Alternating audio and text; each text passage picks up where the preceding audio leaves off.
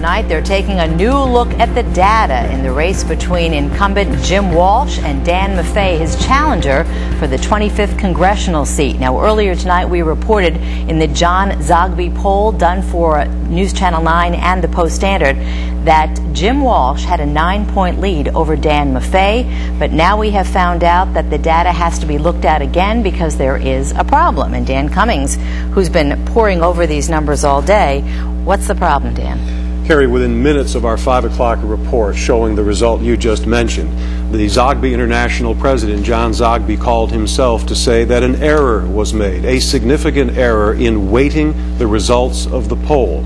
In fact, when they should have been sampling Republicans at a rate of 37%, Republicans make up 37% of the registered voters in the 25th congressional district, John Zogby weighted that poll too strongly in the Republicans' favor. They oversampled Republicans.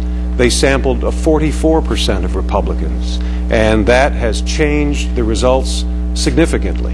And so what we in the Post-Standard have asked John Zogby to do is to rework all of the data carefully, double and triple check it, and when it's ready to be released in its true form, we will bring it to you.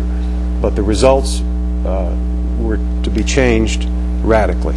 This mistake was brought to the attention of Zogby International by the challenger, Dan Maffei, whose campaign recognized that an oversampling and a significant oversampling of Republicans was done. John Zogby explains that normally people double and triple check these things for him. In this case, that wasn't done. And he says it's the first time in the history of his polling organization that it's happened. What they did, in fact, was use the Republican enrollment numbers for the 24th congressional district instead of the 25th. And what they do is they do the poll. He said the poll was done absolutely correctly. The questions were asked and answered. But when they go to weight the results of the poll for the correct party registration in the districts, they use the wrong congressional district and oversampled Republicans, overweighted the Republicans. So the results that we showed are unreliable. When will we have reliable numbers? John Zogby's people are working feverishly on that tonight, and they tell us as soon as they have it, we will have it. It might be tomorrow.